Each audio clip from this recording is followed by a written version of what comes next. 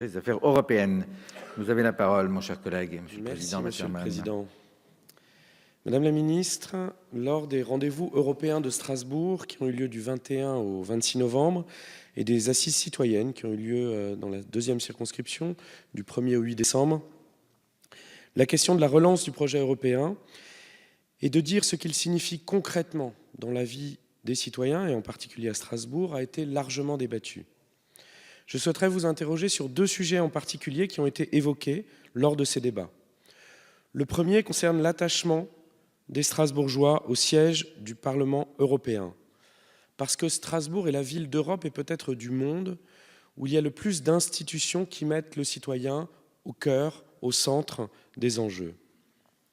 Par la présence du Parlement européen, évidemment, qui est la seule instance élue de l'architecture européenne, mais aussi du Conseil de l'Europe qui défend les droits de l'homme, ou de la CEDH qui est le dernier recours d'un citoyen contre son État national, mais aussi de l'Eurocorps, finalement, un autre type de défense des citoyens, et du Centre européen de la jeunesse.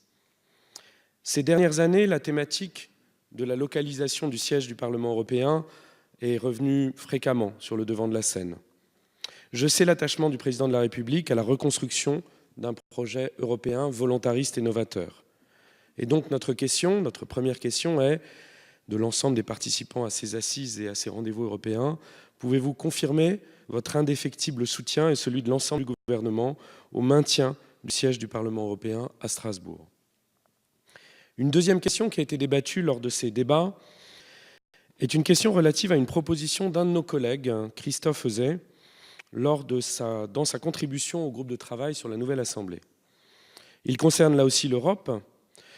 Il a souligné que le préambule de la Constitution française fait référence à l'attachement des Français à la République, aux droits de l'homme, à la charte des droits et devoirs de l'environnement, mais pas notre attachement au projet européen. L'Europe n'apparaît d'ailleurs qu'à l'article 88 de notre Constitution. Et donc n'est-il pas temps, comme l'a proposé notre collègue Christophe Euzet, de mentionner cet attachement au projet européen par une référence explicite dans le préambule de notre Constitution? Je sais, même si je suis nouveau député, que les questions sans débat concernent des sujets d'ordre local, mais vous aurez bien compris qu'à Strasbourg, les questions européennes sont toujours des sujets d'intérêt local. Je vous remercie. Merci, Monsieur le Président. La parole est à Monsieur le Ministre. Merci, Monsieur le Président, Mesdames et Messieurs les députés, Monsieur le député Wasserman. Le gouvernement est très attaché au statut de capitale européenne de Strasbourg et il ne doit y avoir aucun doute sur notre détermination. Et la ministre chargée des Affaires européennes a déjà eu l'occasion de le rappeler publiquement, dès le 5 juillet, lors de son premier déplacement à Strasbourg. Strasbourg est un symbole de réconciliation de notre continent. C'est pour cette raison que le siège du Parlement européen, mais aussi du Conseil de l'Europe et de la Cour européenne des droits de l'homme y ont été établis. Ce choix, inscrit dans les traités, traduit également la volonté des pères fondateurs de construire une Europe polycentrique. La Banque centrale européenne a son siège à Francfort, la Cour de justice de l'Union européenne à Luxembourg. On compte aujourd'hui 35 agences décentralisées dont les sièges sont répartis entre les différents États membres de l'Union européenne. Remettre en cause le siège strasbourgeois du Parlement européen reviendrait à revenir sur l'ensemble de cet équilibre. Et pour la France, le statut de capitale européenne de Strasbourg est intangible et non négociable. Monsieur le député, vous nous interrogez aussi sur l'attachement de la France au projet européen et sur l'opportunité de modifier la Constitution. Sur ce choix également, il ne saurait y avoir de doute sur le choix européen des autorités françaises. C'est le sens du discours du président de la République le 26 septembre 2017 à la Sorbonne sur la refondation de l'Europe.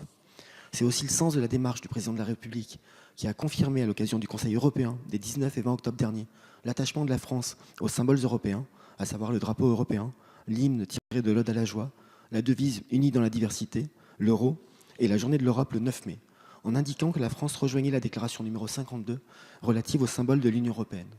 Le gouvernement se réjouit par ailleurs que l'Assemblée nationale ait adopté une résolution allant dans le même sens.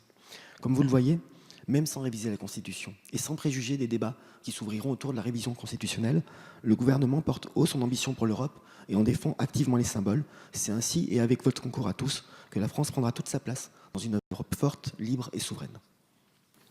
Merci, Monsieur le Président. Vous souhaitiez répondre? Vous avez la parole.